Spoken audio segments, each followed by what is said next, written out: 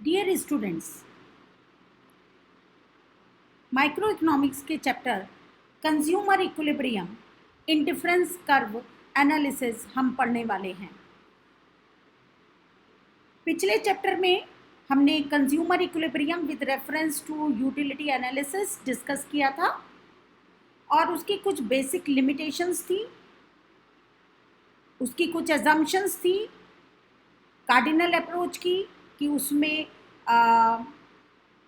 Numbers में हम utility को मेजर करते थे, परंतु उस एनालिसिस के आने के बाद उसको बहुत क्रिटिसाइज किया गया और फर्दर प्रेफरेंस थ्योरी जो कि प्रोफेसर हिग्स के द्वारा प्रस्तुत की गई थी, उन्होंने ये कहा कि यूटिलिटी को हम नंबर में मेजर नहीं कर सकते, लेकिन हम उसको रैंक दे सकते हैं।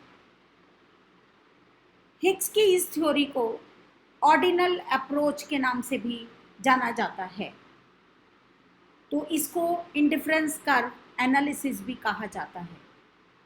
तो सबसे पहले हम जानेंगे what is meant by indifference curve. An indifference curve is a diagram that shows different combinations of two goods that will give equal satisfaction to the consumer.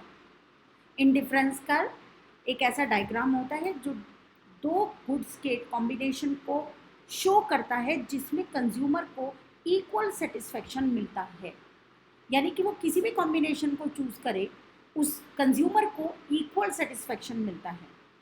It shows the preferences of a consumer.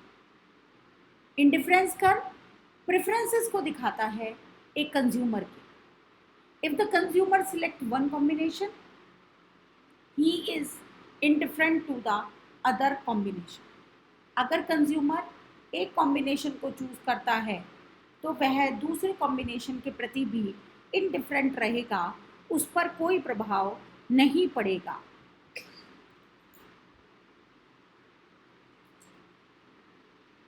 ये है indifference schedule.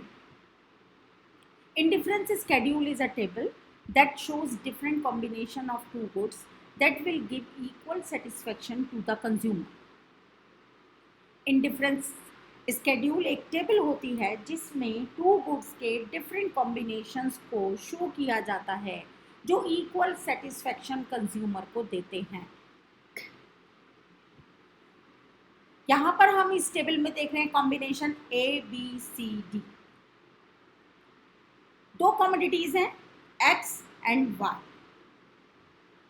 अगर वो a combination को देखें तो X good की 1 unit और Y good की 12 यूनिट्स कंज्यूमर कंज्यूम करना चाहेगा। बी कॉम्बिनेशन देखें तो 2 units of X and 8 units of Y। इसी तरह C और D कॉम्बिनेशंस हैं, यानी कि वो इन कॉम्बिनेशंस में इनडिफरेंट रहेगा, यानी कि वो कोई सा भी चूज कर सकता है और किसी को भी चूज करने पर उसको इक्वल सेटिस्फैक्शन मिलेगा, वेदर वो ए को चूज करे, बी को चूज करे, सी को चूज करे।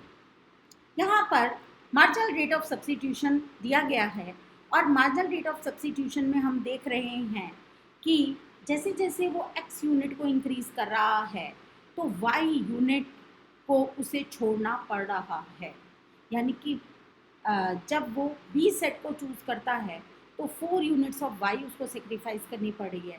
सी कॉम्बिनेशन यूज करता है अगर तो 1 यूनिट और इंक्रीज करने के लिए एक्स की वाई की 3 यूनिट्स सेक्रीफाइस करने पड़ रही है और डी कॉम्बिनेशन में उसे 2 यूनिट्स ऑफ वाई सेक्रीफाइस करनी पड़ रही है। इसको MRS यानी कि ये वो रेट है जिस पर एक गुड यानी कि एक्स को वाई से सब्स्टिट्यूट किया जा रहा है। तो marginal rate of substitution MRS is the rate at which one good is substituted by the other. MRS वो रेट है जिस पर एक गुड को दूसरे गुड के लिए सब्स्टिट्यूट किया जाता है। MRS decide the slope of the indifference curve. MRS से ही इंडिफरेंस कर्व का स्लोप कैसे रहने वाला है वो डिसाइड होता है।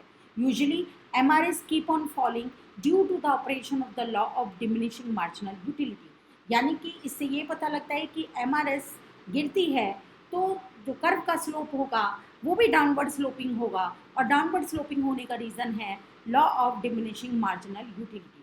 सो indifference curve is convex to origin. Now, this can be explained with the help of a diagram.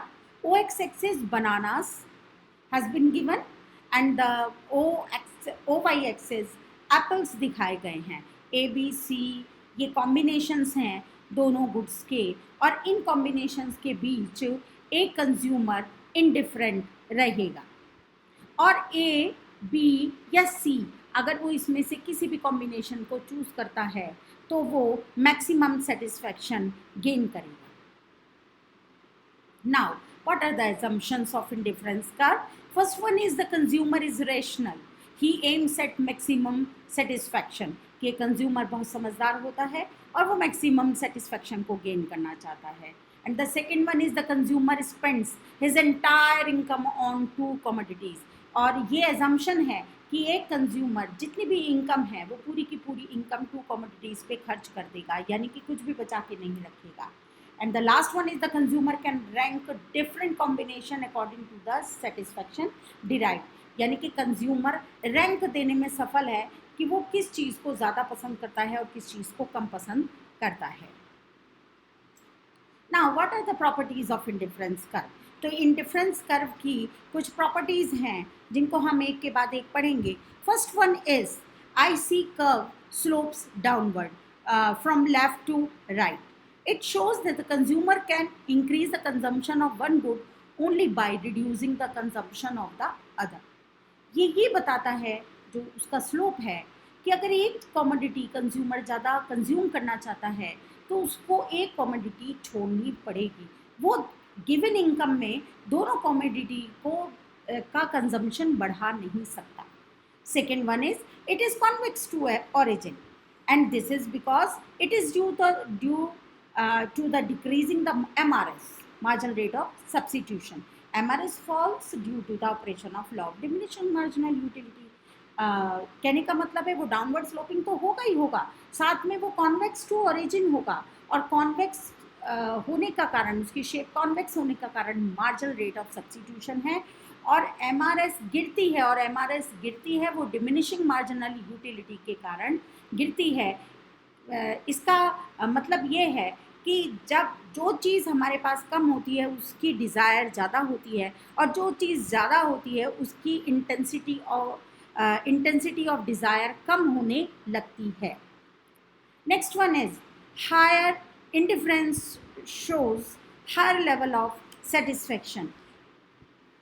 इसमें when the indifference curve shifts rightward, the consumer is able to get more of both the goods, or at least more of one good without reducing the other. तो जो जब indifference curve rightward की ओर अलग अलग बनेगा, यानी कि खिसकेगा, यानी कि एक IC1, IC2, IC3, तो जितने राइटवर्ड वाला इंडिफरेंस कर्व होगा वो हायर लेवल ऑफ सेटिस्फेक्शन को शो करेगा, क्योंकि कंज्यूमर उसमें या तो वो दोनों गुड्स ज़्यादा खरीद पाएगा या कम से कम एक चीज़ तो वो डेफिनेटली ज़्यादा खरीद पाएगा. इसलिए higher indifference curve shows higher level of satisfaction. Now, what is indifference map? An indifference map refers to a set of indifference curve places together in a diagram. एक इंडिफरेंस मैप इंडिफरेंस कर्व्स का एक set होता है जो कि एक साथ एक डायग्राम में दिखाया जाता है. Each curve represent a certain level of satisfaction, और हर एक कर्व एक सर्टेन लेवल ऑफ सेटिस्फेक्शन को शो करता है. Now, what is meant by budget set? It refers to different combination of two goods that a consumer can afford to buy with his given income and prices in the market. Budget set actually it's a combination of two goods that a consumer can afford, जिसे consumer afford कर सकता है अपनी given income, और जो prices market में prices prevail करते हैं उस पर जो वो खरीद सकता है, उन कॉम्बिनेशंस को हम बजट सेट कहते हैं. जैसे combinations A, B, C, D EF यहाँ पर दिए हुए हैं। इक्वेशन, बजट सेट की इक्वेशन होती है price of x into quantity of x plus price of Y into quantity of Y may be less than और इक्वल्स टू मनी इनकम, यानी कि एम भी लिख सकते हैं वाई भी लिख सकते हैं यहाँ पर।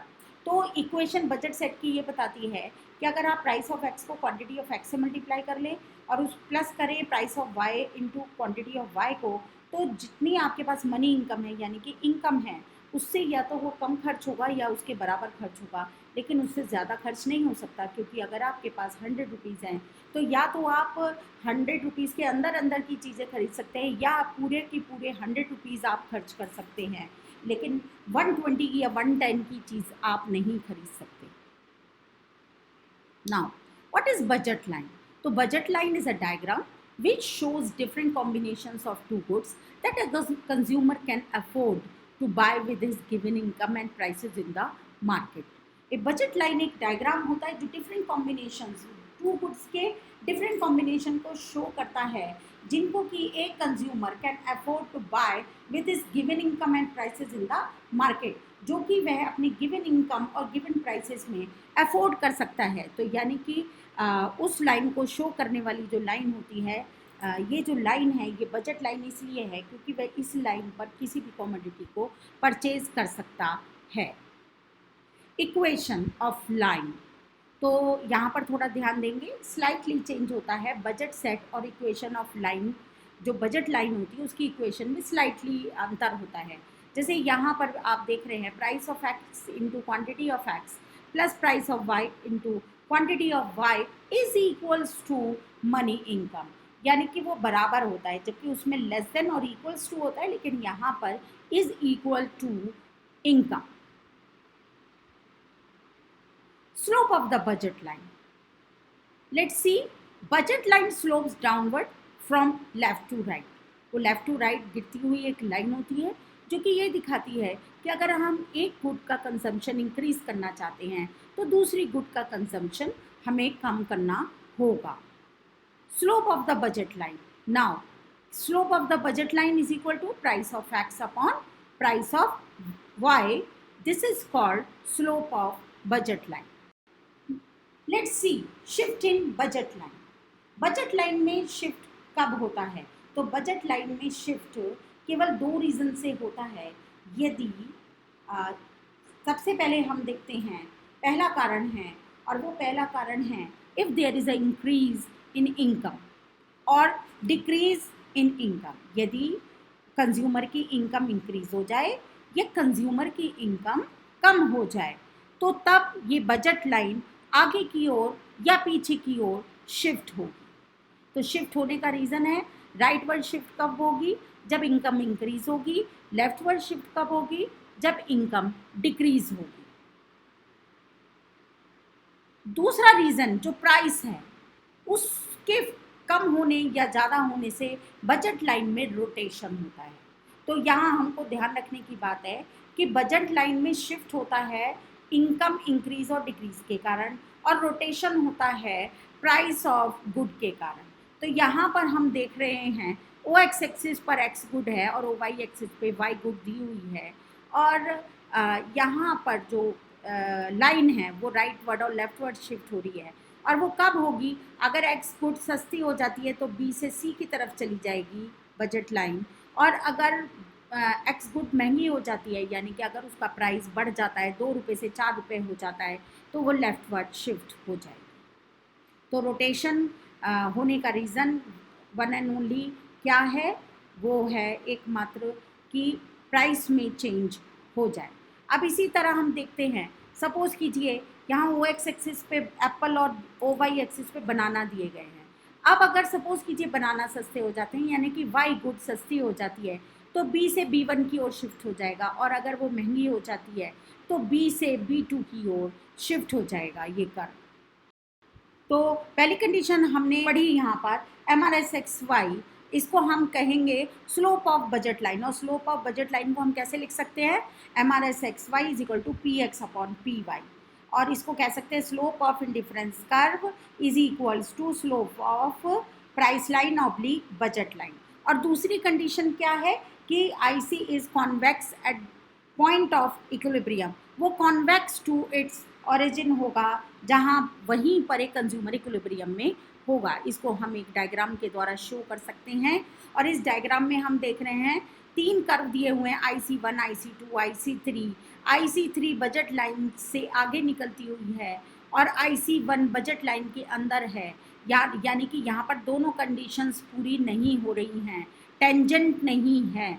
इस कारण से IC2 कर्व पर E पॉइंट पर एक कंज्यूमर इक्विलिब्रियम में होगा, क्योंकि यहाँ पर वो दोनों कंडीशंस पूरी हो रही है। E पॉइंट पर MRSXY is equal to PX upon PY, और दूसरा IC curve is convex at the point of equilibrium, तो एक कंज्यूमर यहीं पर इक्विलिब्रियम में होगा।